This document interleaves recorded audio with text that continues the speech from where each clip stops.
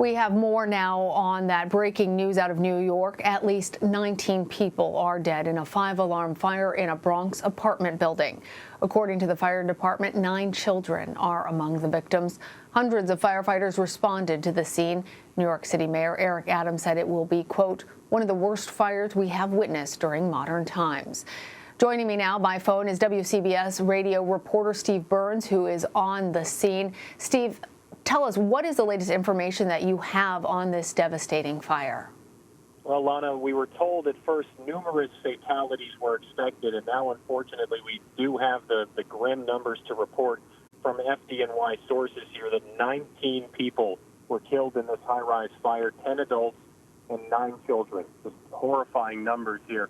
I'm looking at the building, this 19-story building. You can see it from blocks away. You can see the remnants of the sheer panic and devastation that blanketed this building when this fire first started around 11 o'clock this morning.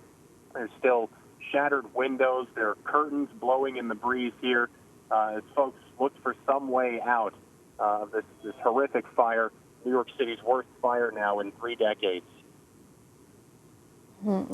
Can you tell us, Steve, anything more about how this fire turned into such a severe situation?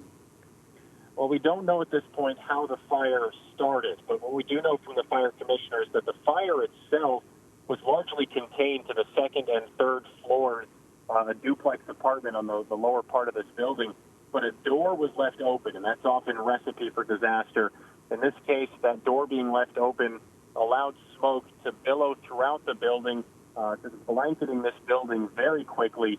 Fire commissioner said they encountered victims who were coughing, people in respiratory arrest, cardiac arrest on every floor of this building. It's smoke conditions that he called unprecedented in his time with the FDNY. With the fire really contained to the 1st and 2nd floors, but that smoke all the way up to the 19th floor. You mentioned the situation with people being recovered and pulled from that building, coughing, having other types of respiratory distress. Do we know anything more about other people and how they're doing, other injuries in the building? Do you have a sense of those numbers, Steve? Well, the original update we got was 32 people with life-threatening injuries. So now that we can confirm that 19 people have died, that leaves, of course, another 11, 12 people with life-threatening injuries and another 30 people who had less severe injuries but were also taken to the hospital, along with a firefighter who was taken to the hospital with minor injuries.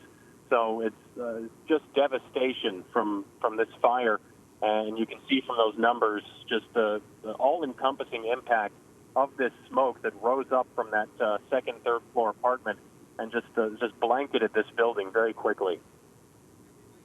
So horrible. Do we know anything about what happens to the people who were successfully rescued from the building? Are they going to be able to return? Is that building able to be inhabited?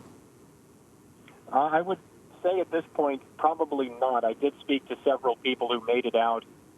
One person told me his apartment was just basically everything was destroyed.